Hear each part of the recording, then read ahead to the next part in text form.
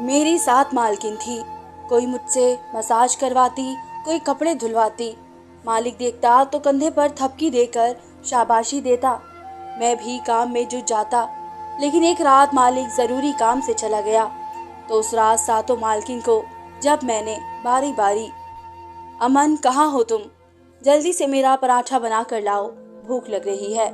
मुझे मालकिन नंबर 3 ने आवाज़ दी थी। मैं उस वक्त मालकिन नंबर 4 के लिए आमलेट बना रहा था। मेरा मालिक एक अय्याश किस्म का इंसान था। उसने अपने घर में 7 लड़कियां अपनी अय्याशी के लिए रखी थी, जिनकी सेवा पर मुझे रखा हुआ था। वो बहुत अमीर इंसान था, लेकिन शादी नहीं करता था। उसके बंगले के नीचे के पोर्शन में 7 कमरे बने हुए थे और सातों कमरे में वो 7 कम उम्र लड़कियां रहती थी और सभी बेहद खूबसूरत थी। मतलब ये था कि उस वक्त घर के अंदर एक मैं ही नौकर था और मैंने इस घर के बारे में सुन रखा था कि वह सब लड़कियां बेहद चालाक है, किसी भी नौकर को टिकने नहीं देती थी। जो भी नौकर आता था वह उसे इस कदर परेशान करती थी कि वह 2-4 दिन में ही भाग जाता था। मैं मजबूर था। घर में 2 जवान बहनें थी और माँ ने कहा था कि कुछ भी हो जाए मुझे नौकरी हर सूरत पर करनी है, क्योंकि बड़ी बहन का रिश्ता तय हो चुका था और कुछ महीनों में मुझे इसका पूरा दहेज तैयार करना था। जब मुझे इस घर में से नौकरी की ऑफर आई और तनख्वाह भी अच्छी खासी थी, तो मैंने फौरन से हामी भर ली थी। लेकिन जैसे ही मैं सारी बातें करके घर से बाहर निकला, तो मुझे एक आदमी नजर आया जो इसी बंगले के अंदर दाखिल हो रहा था। मुझे देखकर कहने लगा कि तुम इस घर में काम करने आए हो? मैंने कहा जी हाँ। मेरी बात सुनकर पहले तो इस आदमी ने मुझे ध्यान से देखा, फिर अपने कानों को हाथ लगाने लगा। कहने लगा, ऊपर वाले की पनाह है इस घर की मालकिनों से। अरे मुझे देखो, मैंने बस 8 दिन उनके घर काम किया है और अब अपनी तनख्वाह लेने आ रहा हूँ। ये लड़कियां नहीं आफत की पुड़िया है। यह सुनकर मैं पहले तो कुछ डर का शिकार हुआ था, लेकिन फिर माँ की बात दिमाग में आई तो इस शख्स की बात पर मैंने कान नहीं जमाए। अगले ही दिन मैं पहली बार काम पर गया तो उन कम उम्र हसीनाओं को देखकर तो मैं अपनी आंखें झटकना भूल गया था। मेरे लिए फैसला करना मुश्किल हो गया था कि उनमें से कौन सी ज्यादा हसीन है, लेकिन वो सभी बहुत ही हसीन और कमाल की थी। मैं भी उन दिनों जवानी के इस दौराहे पर था कि अपने अंदर की बेचैनी ज्यादा ही महसूस होती थी। कुछ मैं खुश मिजाज भी था और देखने में नौकर कम ही लगता था। मुझे मीठी मीठी बातें करनी भी आती थी, इसलिए अपनी 7 मालकिन को बेवकूफ बनाना मेरे लिए मुश्किल काम ना था। चंद दिनों में ही मैंने अंदाजा लगा लिया था कि तमाम लड़कियां आपस में बिल्कुल एकता करके रहती हैं और नौकरी की छुट्टी करवा देती हैं। अभी तो मेरे सब्र का इम्तिहान था कि मुझे उन सब की बदतमीजी को बर्दाश्त करना था, ताकि जब वह मुझ पर भरोसा करने लगे तब मैं उन सब को एक दूसरे के खिलाफ करता। तभी मैं यहाँ पर देर तक काम कर सकता था, वरना वो सब मिलकर मुझे भी निकलवा देती। उनका दिल जीतने के लिए मैं भाग भाग कर उनके सारे काम करता, मगर उन सब की नई नई फरमाइशों ने मेरी जान आफत में डाल दी थी। सुबह नाश्ते पर ही मेरा दिमाग चाट चुकी थी। एक को आमलेट खाना था, दूसरी को कुछ और, तीसरी मुझे पराठा और अचार का कहकर गई थी, तो दूसरी फ्रेश जूस का। इस तरह सातों की अलग अलग फरमाइश थी। मैं तो सुनकर ही चौंक कर रह गया था, लेकिन ये था कि मैं काम में बहुत तेज था। मैंने झटपट से सबके नाश्ते बनाए और टेबल पर लगा दिए। मेरे तेज काम करने पर वह सातों की सातों हैरत से मुंह खुला देख रही थी। मैंने जल्दी से उनको नाश्ता टेबल पर लगा दिया था और फिर कहा कि और कुछ चाहिए तो बता देना। नाश्ते के दौरान उनके दूसरे ऑर्डर जारी हुए थे। सब कहने लगी कि हमारे कमरों की सफाई अच्छे तरीके से करना, और दोपहर में भी हर एक का अलग अलग मेन्यू था। मैं काम में बहुत तेज था, फटाफट से सारे काम कर लेता था, क्योंकि बचपन से मैंने लोगों के घरों में नौकरी की थी। दोपहर के खाने में भी जब सब ने अपनी मनपसंद चीज देखी तो एक दूसरे की शक्ल देखने लगी, क्योंकि मैंने उनके पास शिकायत का कोई मौका छोड़ा ही नहीं था। उनमें से एक कहने लगी कि ऐसा करो, मेरे कमरे में आओ और मेरे कपड़े धो। मैं उसके कमरे में चला गया, साथ साथ उसके कपड़े धोता रहा और उसके हुस्न के अंदाज भी पढ़ता रहा।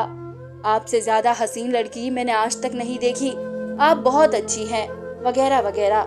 जिस मालकिन के कमरे में जाता उसकी तारीफें शुरू कर देता। वो खुश हो जाती। जब मेरे मालिक ने देखा कि उसकी सब बीवियां मुझसे राजी रहने लगी है, तो मेरा कंधा थपथपा के मुझे शाबाशी देने लगता। कहने लगा कि तुमने बड़ी समझदारी दिखाई है। मालिक ने मुझे ये कहा था कि मैं उनके पीछे से उन लड़कियों को राजी रखूं। अब मैं ये करता कि जब भी किसी मालकिन के काम से उसके कमरे में जाता तो उसके कान दूसरी मालकिन के खिलाफ भरने लगता। लेकिन एक बार जो कुछ 7वें नंबर की मालकिन ने मुझसे कहा, मैं तो हिल के रह गया था। वो मुझसे कहने लगी कि अमन, मेरे सर का मसाज कर दो। यह सुनकर तो मैं कुछ हैरत का शिकार हुआ था कि मैं ये कैसे कर सकता हूँ। वो कहने लगी, जल्दी आओ मेरे कमरे में, मेरे सर में बहुत दर्द हो रहा है। मैं नहीं जानता था कि मालकिन के कमरे में जाकर मेरी जिंदगी में ये तूफान आ जाएगा। मैंने तेल की शीशी उठाई और उस लड़की के कमरे में चला गया। इसने जब अपने हसीन बालों का जूड़ा खोला, मेरे होश उड़ गए। खुले बालों में वो लड़की बहुत ही खूबसूरत लग रही थी, लेकिन बेहद चुप चुप सी थी। मैंने पहले तो खुद को झटका, फिर खुद को ये याद करवाया कि मैं नौकर हूँ, मुझे अपनी हद में रहना चाहिए। अब मैंने मालकिन के सर की मालिश करनी शुरू की और साथ ही बातें करनी शुरू कर दी, जो कि हर लड़की सुनना चाहती है, जो मैं सब लड़कियों को राजी रखने के लिए करता था। मैंने कहा, मालकिन, सच पूछिए तो 7 मालकिनों में से आपकी बात ही और है। क्या लंबे घने बाल हैं आपके, और सच पूछिए तो आपकी आंखें भी बड़ी हसीन हैं और रंगत कैसी सुर्ख सफ़ेद है। हकीकत ये थी कि वे 7 की 7 मालकिन अपनी खूबसूरती में एक मिसाल रखती थी, लेकिन मुझे उनमें फूट डलवानी थी। मेरी तारीफ सुनकर उसका लहजा तो बहुत नरम था। मैं समझ गया था कि वो तारीफ से पिघल गई है। मैंने कहा, ऊपर वाला झूठ न बुलवाए मालकिन, लेकिन आपको देखकर तो मैं अपनी आंखें झपकना ही भूल गया था।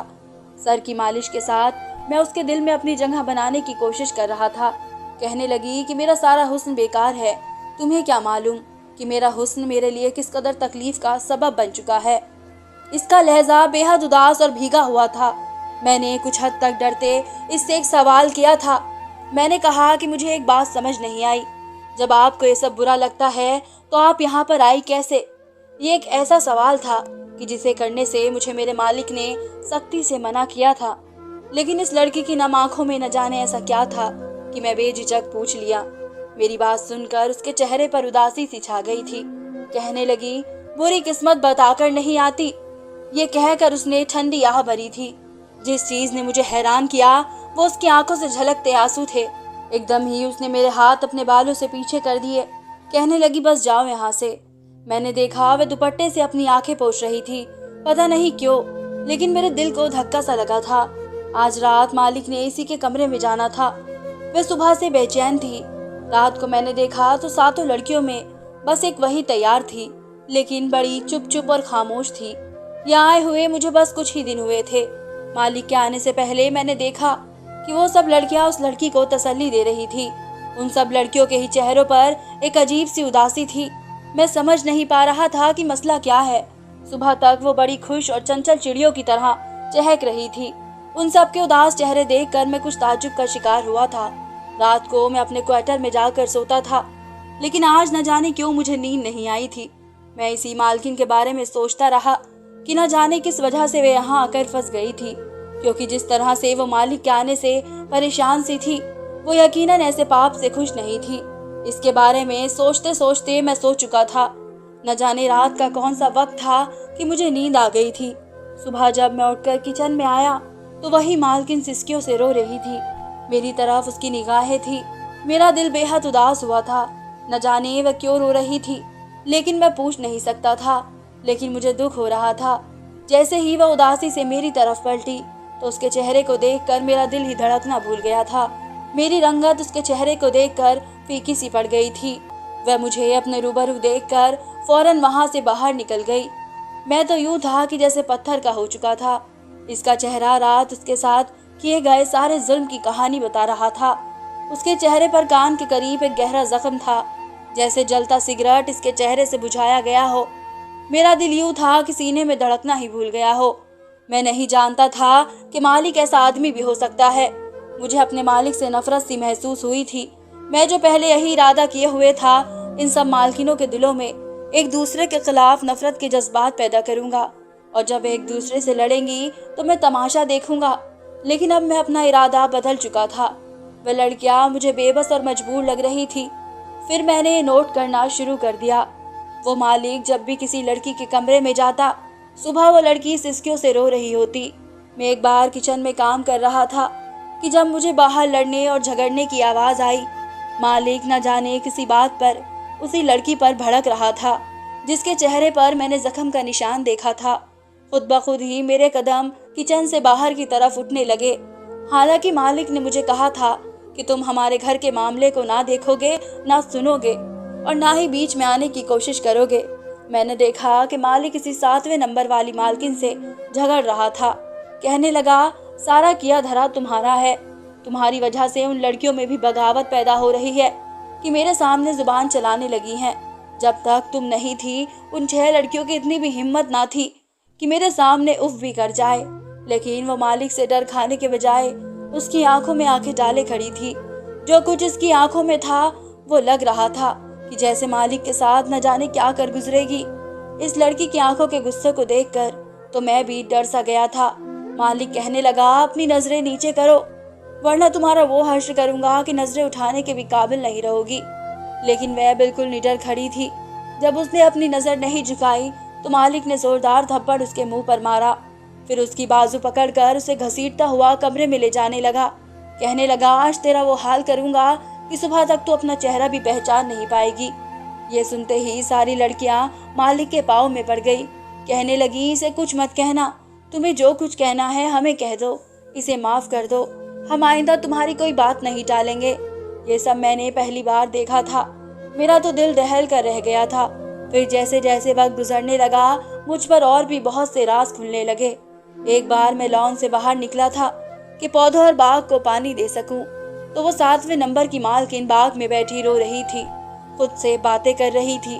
कह रही थी कि ऊपर वाले मेरी सजा खत्म कर दे, मैं इस आदमी के साथ एक लम्हा भी गुजारना नहीं चाहती।